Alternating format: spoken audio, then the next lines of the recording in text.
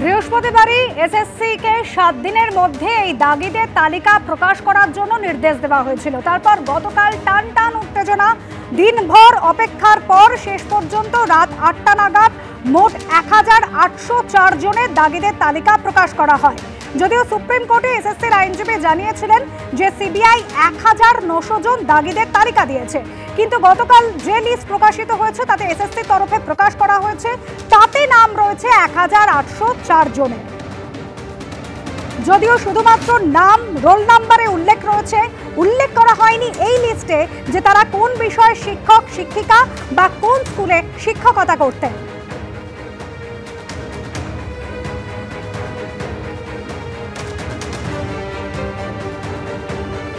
গতকাল 3:20 নাগাদ এসএসসি দপ্তরে এসে পৌঁছান চেয়ারম্যান সিদ্ধার্থ মজুমদার। কখন তালিকা প্রকাশ করা হবে সাংবাদিকরা প্রশ্ন করেন, কিন্তু তিনি কোনো উত্তর দেননি। এরপর শনিবার রাত 8টায় 1804 জনের দাগিদের তালিকা প্রকাশ করলো এসএসসি। লিস্ট বের করলো স্কুল সার্ভিস কমিশন, আমরা খুশি। তাহলে সেই তালিকা পাওয়ার পরে আমাদের কি কোনো সোরাহার কথা কেউ ভাবছে? যারা অবৈধভাবে টাকা দিয়ে চাকরিটা পেয়েছিল সবই যখন প্রকাশিত হয়েছে, নামটাও যখন প্রকাশিত হয়েছে, মান সম্মান বলে তো আর বিশেষ কিছু সেন্টিমেন্ট দেখিয়ে লাভ নেই। তাই যাদেরকে টাকা দিয়েছিল তারা প্রেস কনফারেন্স করে সেই সমস্ত নেতাদের লিস্ট সরাসরি পাবলিশ করুক পাবলিক প্ল্যাটফর্মে। আমরা দেখতে চাই যে সেই নেতা কারা। আর এসএসসির তরফ থেকে যে তালিকা প্রকাশ করা হয়েছে তাতে একাধিক শাসক যোগ সামনে আসছে। পিংলা ব্লকের জলচকে তৃণমূল কংগ্রেসের সভাপতি, তার নাম রয়েছে অজয় মাঝি, তার নাম রয়েছে এই তালিকার 39 নম্বরে। আবার এসএসসি যে তালিকা প্রকাশ করেছে তাতে 1808 জনের তালিকায় 915 নম্বরে নাম রয়েছে নমিতা আদবের, যিনি আবার আরামবাগের তৃণমূল পরিচালিত খানাকুল পঞ্চায়েত সমিতির সহসভাপতি নইমুল হকের স্ত্রী। এরকম একাধিক শাসক যোগ সামনে এসেছে। চাকরিহারা শিক্ষক সুমন বিশ্বাস কি বলেছেন রাখবো আপনাদের সামনে। আমরা সুপ্রিম কোর্টে যাব এই তালিকা নিয়ে, কারণ এই তালিকা আগে যদি প্রকাশিত হতো তাহলে এত করুণ অবস্থা সুবলদের চলে যেতে হতো না, আমাদের জীবন্ত লাশ হয়ে ঘুরে বেড়াতে হতো না। আর এই যে সরকার তড়িঘড়ি করে আনটেন্টেড যোগ্য শিক্ষকদের নতুন করে আমাদের ছাত্রদের সাথে পরীক্ষায় বসাচ্ছে, এরও প্রয়োজনীয়তা থাকবে না। আমরা সুপ্রিম কোর্টে যাব।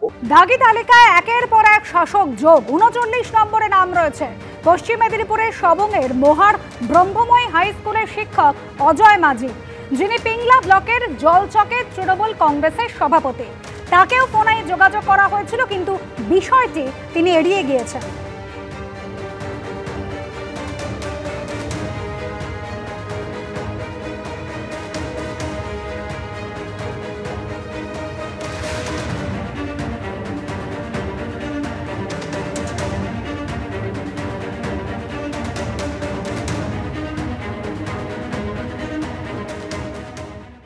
এসএসসির এই দাগিদের তালিকায় নাম রয়েছে তৃণমূল কাউন্সিলর, দাগিদের তালিকায় নাম রয়েছে তৃণমূল কাউন্সিলর কুহেলি ঘোষের।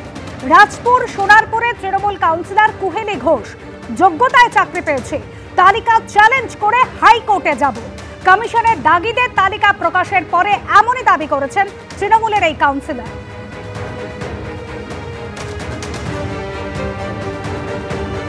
তৃণমূলের কাউন্সিলর কুহেলি ঘোষ, তার নামও রয়েছে এই দাগিদের তালিকায়।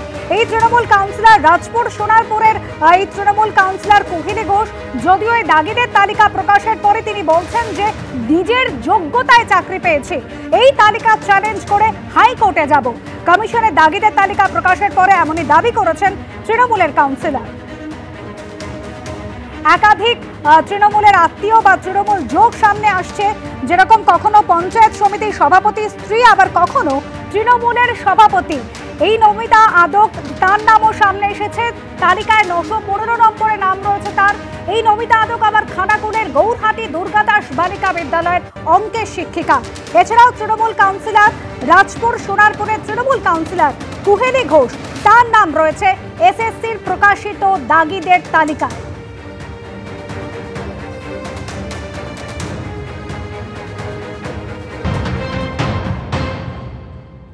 করেছিলেন জানেনও, আমি ডিসেম্বর মাসে যখন প্রথম 22 সালে বেরোয় 2023-এর 2 জানুয়ারি প্রথম হাইকোর্টে কেস করেছিলাম। কারণ আমি জানি আমি চাকরিটা আমার নিজের যোগ্যতায় পেয়েছি এবং সর্বোপরি আমাকে যেটা সিবিআই লিস্ট দিয়েছিল সেই সিবিআইকে আমার চ্যালেঞ্জ করা ছিল যে আমার যদি কোনো জায়গায় আমার অসঙ্গতি প্রমাণ করতে পারে সেটা যেন তারা দেখায়। তা আজ পর্যন্ত কোনো দিন, প্রায় তো 3 বছর হতে চললো, সিবিআই কোনো দিন আমাকে ডাকেনি বা কোনো তদন্তকারী সংস্থাই আমাকে ডাকেনি।